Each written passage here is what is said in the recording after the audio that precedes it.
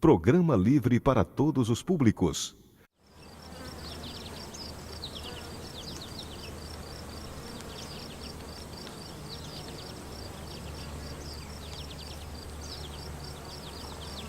Olá, sejam bem-vindos a mais um Pense Verde. Hoje o programa está cheio de novidades e nós vamos começar falando sobre reabilitação de mamíferos marinhos.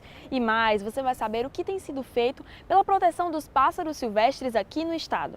Além disso, você vai se deliciar com mais uma edição do nosso quadro Ambientalistas. Tudo isso e muito mais você confere no Pense Verde dessa semana. Para começar, nós vamos conhecer o trabalho da ONG Aquasis, que trabalha pela proteção de vários animais, inclusive os mamíferos marinhos, como por exemplo o peixe-boi. Dá só uma olhada no projeto. Pessoas unidas por um interesse em comum: preservar a vida dos animais. Foi assim que surgiu, na década de 90, o primeiro grupo de estudos de cetáceos do Ceará. Essa união gerou frutos e há quase 23 anos deu origem à Aquasis. A presidente da associação nos conta um pouco sobre como tudo começou. À medida que esse grupo ampliava seus horizontes no sentido de entender um pouco mais sobre os mamíferos marinhos do Ceará e a necessidade de criação de áreas protegidas para essas espécies, a gente foi ampliando o escopo do grupo e acabou fundando a Aquasis. E, na medida que trabalhávamos com mamíferos marinhos, outras pessoas, outros pesquisadores se agregaram ao nosso grupo e criaram novas frentes de trabalho, principalmente voltados com aves ameaçadas de extinção. São 6 projetos e programas nas áreas de mamíferos marinhos, aves, educação ambiental e conservação de áreas naturais. E nós fomos conhecer a sede em Parana, onde está localizado o Centro de Reabilitação de Mamíferos Marinhos. São atendidos filhotes de 4 meses até 4 anos de idade e atualmente existem 14 em tratamento. O peixe-boi marinho é uma das espécies ameaçadas de extinção no Brasil. Atualmente existem menos de 1.100 animais em todo o Nordeste.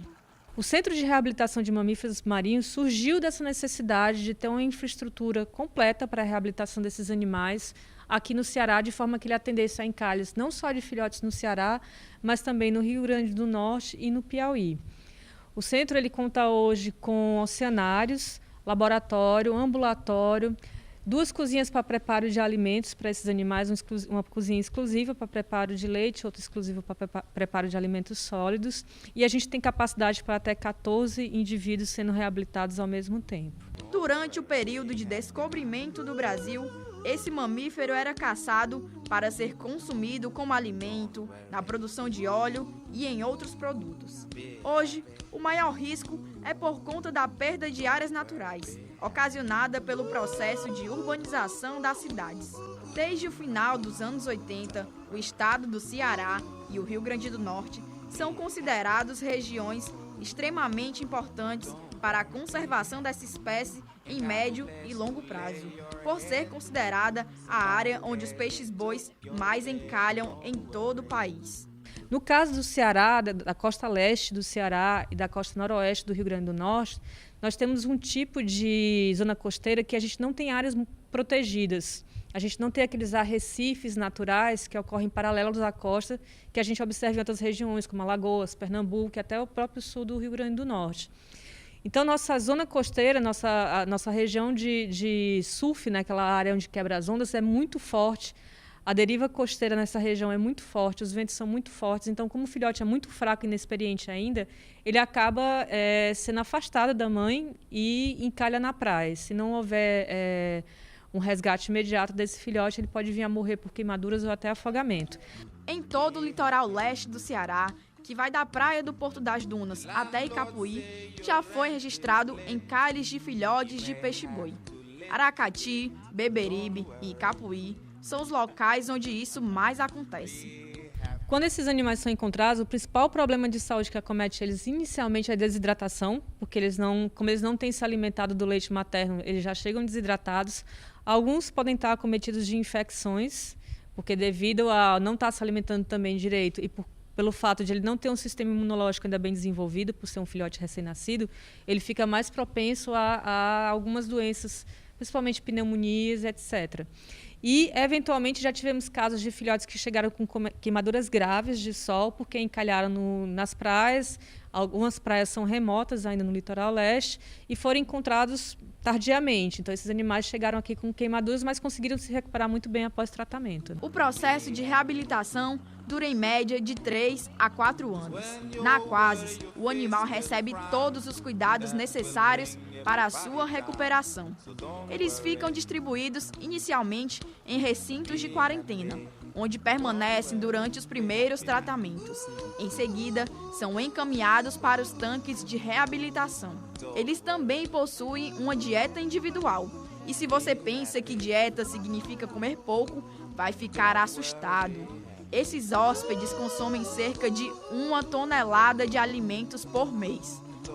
Nada mal para saciar a fome desse mamífero que pode chegar a pesar cerca de 450 quilos e medir até 3 metros de comprimento. Apesar de viver quase exclusivamente no mar, em algumas regiões, como aqui no Ceará, ele precisa de água doce para sobreviver na natureza. No ambiente natural, esse animal, tendo acesso a estuários e lagoas e rios, ele vai beber essa água nesses locais. Como aqui no Ceará, esses animais não têm mais acesso a essas regiões de estuário e manguezal, o único acesso à água doce que eles ainda possuem são as fontes de água doce no mar, que existem principalmente na região de Capuí, que é já na divisa do Ceará com o Rio Grande do Norte. E esses locais de fontes de água doce são muito próximas à praia, são oriundos de lençol freático superficial, então são muito importantes para essa espécie, para a conservação dela no local. E é por isso que a gente oferece da mesma forma a água doce aqui nos nossos tanques, no fundo do tanque, para eles desde cedo aprenderem a identificar uma fonte de água doce no mar. Os peixes-bois são animais dóceis e olha, eles ficaram tão felizes com a nossa presença que até brincaram de jogar água. O único local que ainda possui, eles se assustam de vez. Be happy. Look at me, I'm happy.